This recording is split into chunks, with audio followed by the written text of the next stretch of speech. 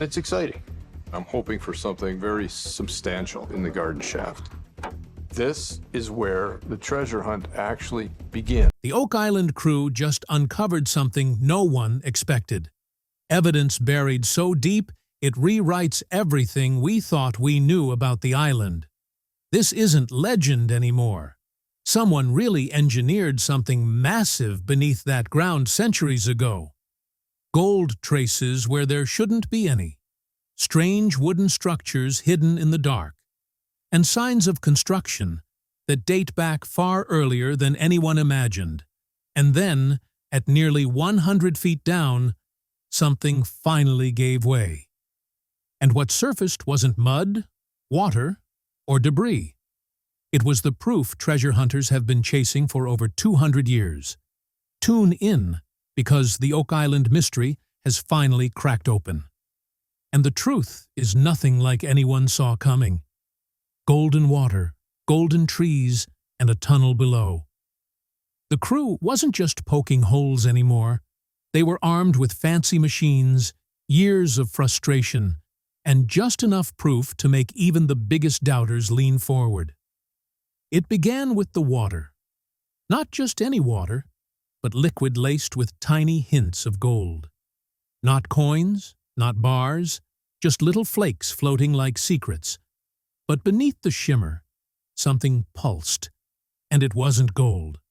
They called the new hotspot the baby blob. Funny name for something that might be hiding something dangerous. This patch of dirt, no bigger than a tool shed, had the right numbers.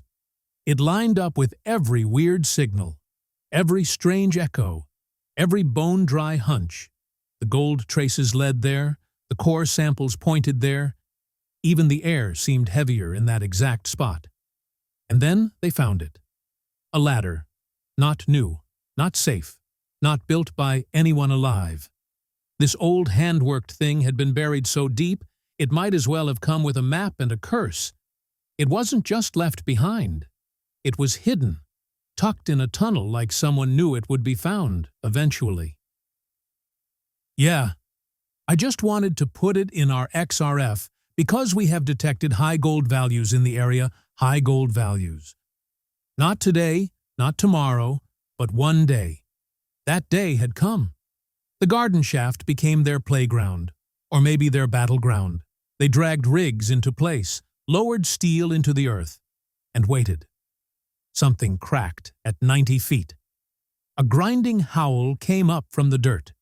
They hit a hole, a space where no space should be. The crew froze. That wasn't just empty ground, that was design. 3 different bore holes, all in a straight line, east to west. Perfect alignment that doesn't happen by accident. Something or someone had built a tunnel under their feet. That old shaft wasn't alone. The dirt gave up wood. Not splinters, but chunks smooth cut. Not chewed up by time. This was the kind of wood someone shaped on purpose. Maybe a chest, maybe a post, maybe something worse gold. Not loads, not enough to make your jaw drop, but enough to prove they weren't just drilling for ghosts. Enough to link everything. The water, the trees, the tunnels. Everything hummed with the same golden signal. Rick practically melted when he saw the numbers. He'd been chasing shadows for years, and now the shadows were pointing somewhere. Every missed clue, every false alarm, every empty dig suddenly mattered. The treasure didn't laugh at them this time. It whispered.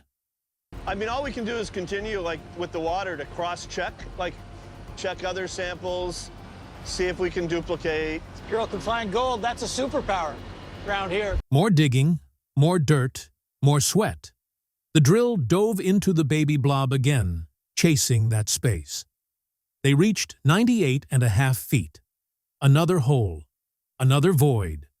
They cracked open the core and found more wood. Same texture, same color, same promise. The team circled the sample like vultures around a fresh discovery. Terry wanted a slice. Charles leaned in. Everyone wanted a piece. They weren't looking at dirt anymore. They were staring at a clue carved by someone long dead. Back at the lab, the team dried out the wood and fired up the machine again. Emma blinked at the readings. Gold again. Tiny amounts, but enough to matter. The patterns matched. The wood knew something. It had been buried in the same golden breath that hung over the baby blob. The garden shaft groaned. Down below, the team hit a wall of silence. Brandon and Alex set up the new drill, watching the screen as the shaft swallowed more steel. This time, they weren't guessing.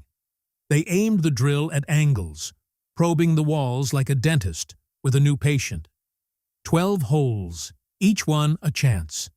His logic was sharp. The water showed gold. The wood soaked it in. Test the inside of the shaft. If it's leaking gold, it'll show. No need to wait for every bore hole to scream out treasure. Sometimes a whisper is enough. The drilling hit something again. Loud screeches echoed through the site. Everyone turned. The rods cut through something soft. They hit the air again. A new space. Another void. At 90 feet, Terry mapped it out. The borehole lined up with 2 others. East, west, always repeating. The numbers were ruthless. Whatever lay buried here wasn't random. It had been placed, carved out by hands with intention. He hurried back. His phone buzzed. He already knew what it meant before answering. The drill had finally collided with something that mattered. The rods dipped lower, the open space grew, and the pressure drained away. The lab reran their tests. Another spark on the readings. More gold, always gold. This wasn't just a chase anymore. It felt like a confession. The island had been hiding something for too long, and it was starting to reveal its guilt. He called it the trail, not a tunnel, not a shaft, a trail. Every step, every scan, every drill run was another breadcrumb, and that breadcrumb path was sharpening. Even the doubters on the team began leaning forward. Marty, usually the loud realist, fell silent. His eyes moved across maps. His hands traced the old diagrams. They weren't chasing legends anymore. Not now. They drilled further, dug broader. Each new bore hole was placed with purpose. They weren't stumbling in the dark. They were tracking something that didn't want to be discovered. The probe sent down the garden shaft located more open pockets, more air. It pushed against the wall and returned with splintered fragments. His team labeled each tiny piece. Another round of testing. Another breath caught in their chests. Gold again. Not fake gold, not hopeful illusions, real signatures. They weren't pulling up scraps. They were uncovering a buried statement. Inside the tent, he and Alex stared at the monitors. The machine plunged deeper into the earth. Another crack, another fracture. Brandon called out the depth. They had moved beneath the old void now. He ordered every bit of material collected, every fragment, every sliver. Nothing discarded, all analyzed. As the sun faded, the team gathered. They set the samples out in a row, soil, wood, dust, arranged like a lineup of suspects. The atmosphere in the tent grew heavier with tension. Emma scanned the newest sample. Her hands moved over the keys. Her eyes narrowed. Just when things already felt strange enough, the island raised its voice even louder. Treasure signs were popping up everywhere across Oak Island. Rick Lagina was buzzing like a kid after too much candy. No time to sit around. He raced out of the tent, clutching bags of dirt, chunks of old timber, and a face that screamed determination. Every rumor, every strange clue, every "maybe there's treasure here" whisper had pushed them to this moment. And he needed Emma to see it. The one person who could confirm whether they'd tripped over real gold or just another dusty disappointment pretending to be interesting. Out on Lot 26, Peter Romke, the guy who cuts trees for a living and, apparently, builds rock walls as a hobby, stared at a pile of stones like he'd discovered Atlantis by accident. His take: this wasn't a random scatter of rocks. This was a wall, built with intent, leaning in like it has a secret kind of wall. Not something you throw together on a lazy afternoon.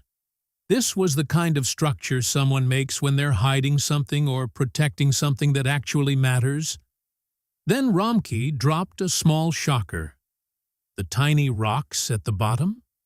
Classic castle building style.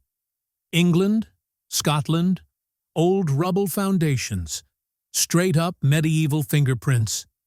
Who expected the forestry guy to be the one pointing out castle architecture?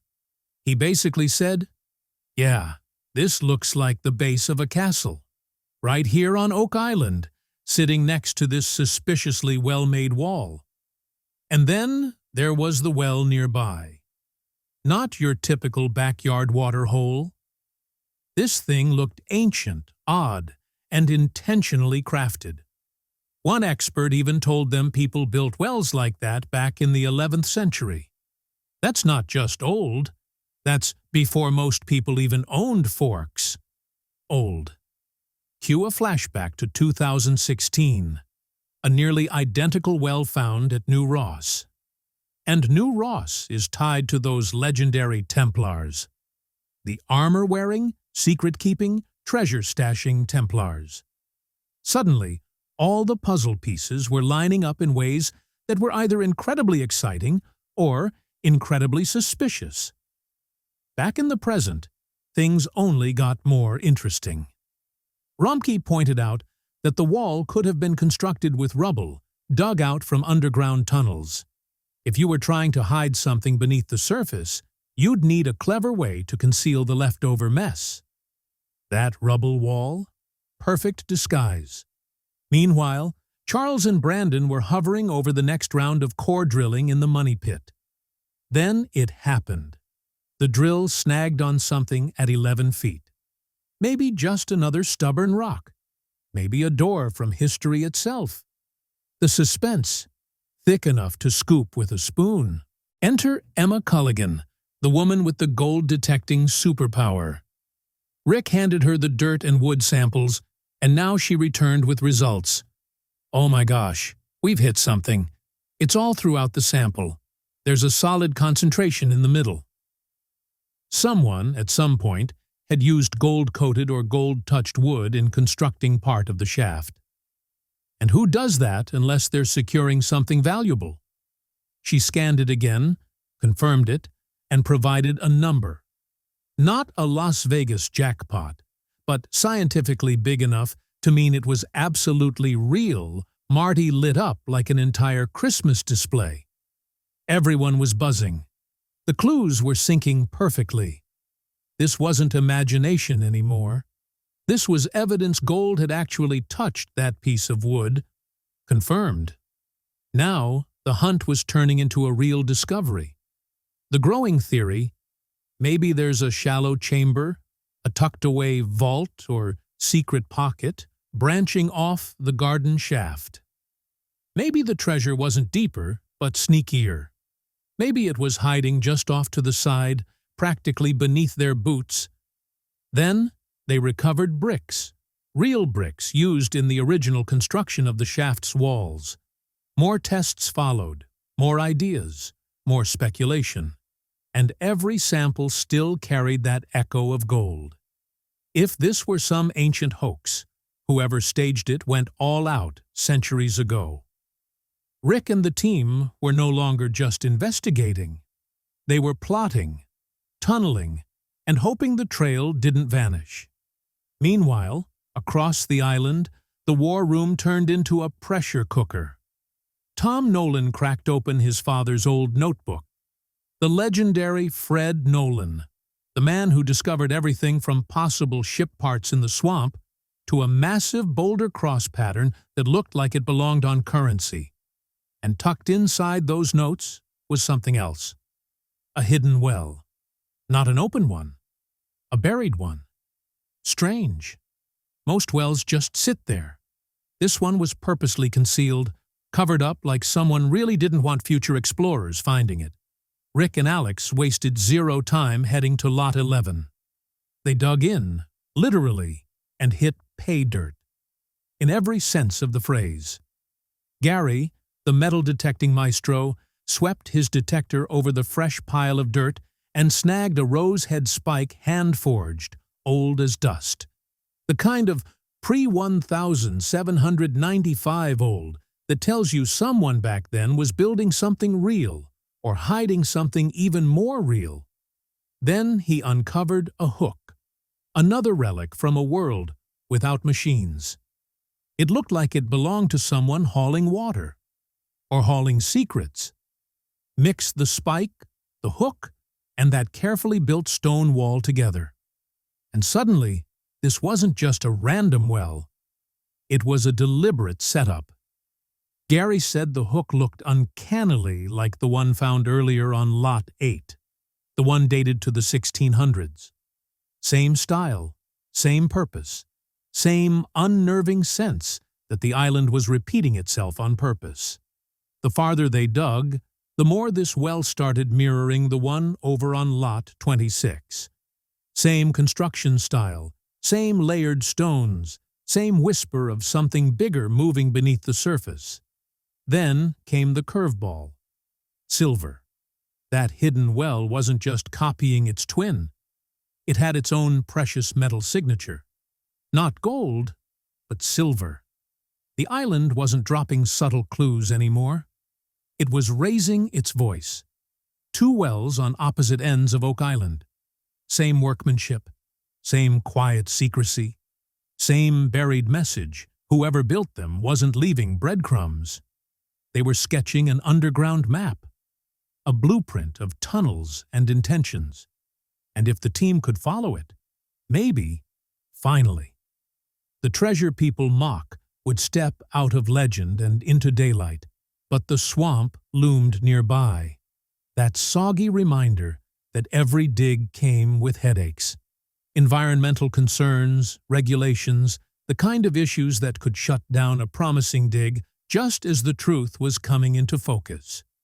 Meanwhile, inside the official nerve hub, the interpretive center, Emma Culligan was doing what she does best.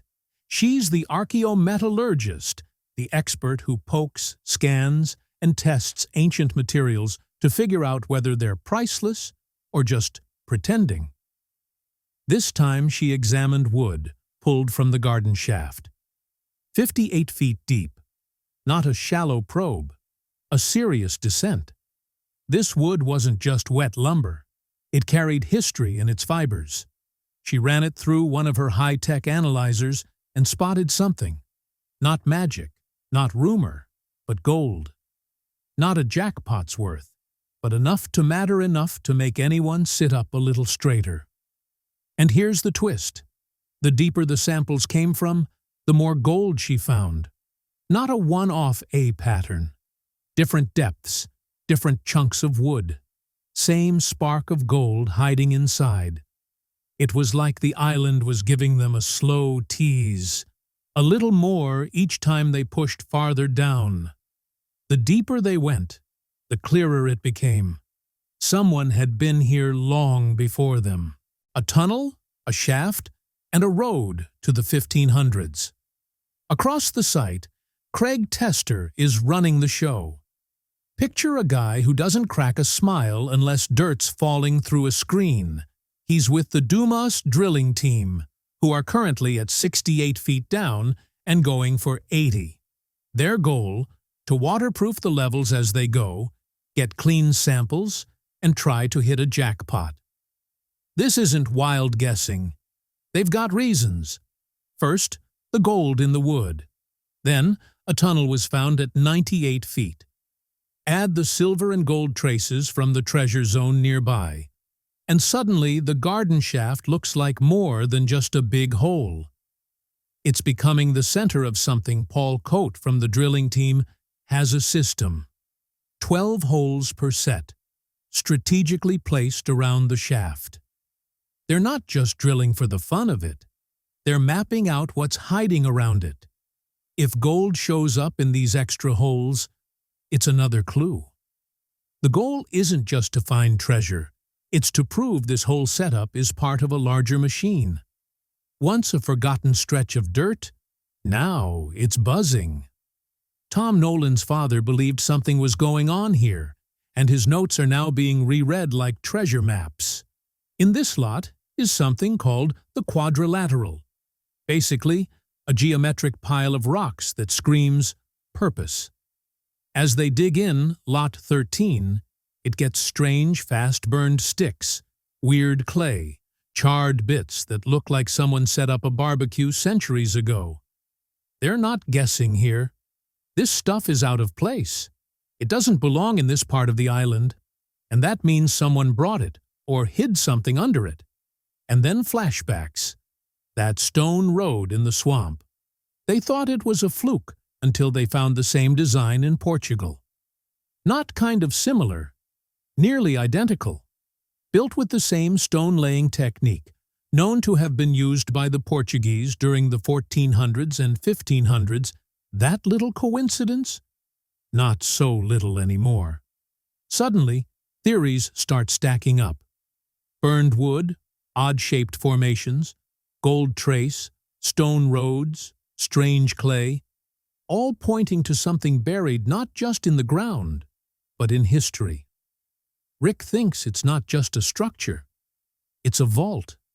A hand-built, secret burial-type vault covered in blue clay to keep water out and buried under boulders like a medieval safe. Dr. Ian Spooner steps in to test this. He's not here to humor theories. He pokes the ground with scientific sticks. When he pulls up clay fused to charred wood, even he pauses. That's not natural. That's someone hiding something. The soil's all wrong for this area. Too thick, too rich, too tampered. It's not just a spot, it's a scene. A piece of land manipulated to hide, protect, and seal something in. That's not just evidence, it's motive. And motive means human involvement. Cue the war room. They call up researchers across Europe, particularly one from the Azores named Francisco Guirá. He's got files, ideas, and the kind of deep knowledge you only get from obsessing over Portuguese maritime history. He drops the kind of bombshell that rewrites maps. The Order of Christ, aka the rebranded Portuguese Knights Templar, was active in the Azores and possibly stashed valuables during the chaos of the 1500s. There was a succession crisis. The king died without heirs. A whole mess broke out. Somewhere in the middle of that, a pile of treasure vanished, and Francisco thinks the rock walls on Oak Island look suspiciously Portuguese. Big outer rocks, little ones in the middle. A technique used by those same Templar leftovers. Back to Rick. He was over in Portugal. He walked those old roads, looked at those ancient walls, and something just clicked. If people were losing power, losing land, and maybe even losing their heads, then hiding their riches in a new world made perfect sense. Oak Island lines up with that timeline, that mindset, and that motive. The very next day, the team goes back to Lot 13 with fresh drills and gritty fingernails. They're hauling up more of that blue clay and that charred wood. Something is buried beneath it. Then comes the big shock. A wall. A stone wall so neatly and strangely built that it doesn't just look old. It looks deliberate. The dating, somewhere between 1464 and 1638. And yes, that's right in the danger zone of Portuguese power struggles and early voyages across the Atlantic. You can almost see it. Panicked sailors unloading crates, stacking stones, digging deep shafts, and laying stone paths right in the middle of the forest. Laird, the site archaeologist, says a wall like this would usually separate farmland. But farmland can't explain blue clay or burned wood. Rick thinks it's infrastructure, not fields, features. Not for crops, but for protection. What matters isn't what stands above ground. It's what lies underneath. Jack Begley feels the same. You don't build a double wall out here in the woods unless you have a real plan. That takes time, tools, and clear purpose. Every sign is pointing towards someone going to serious lengths to keep something hidden. Back in the war room, they pull out more maps, more names, more dates. The Inquisition was raging during that era. Religious groups were being hunted, fortunes were being confiscated, and anyone holding a stash of gold would have been desperate to move it out of Europe, especially people with ships, especially those connected to the Order of Christ. The shaft, the tunnel, the wall, the roadway, the burnt wood, the strange layers of sediment, they're all hinting at the same idea, that something was buried here, and it wasn't random. It was engineered. It was protected. And it might still be waiting. They're far from finished. Not even close. They have more samples to study, more earth to uncover, and more specialists to bring in. They're even planning to explore more sites across Europe. This isn't just about Oak Island anymore. It's about linking together clues from different continents, hidden histories, and long-lost centuries. And while they're still chasing shadows and half-buried secrets, this time they have evidence. Not rumors, not assumptions, not just intuition. Actual physical clues pointing toward something major. What if the real purpose behind all those tunnels and traps was to make sure no one ever opened them? Drop your thoughts in the comments, like and subscribe for more.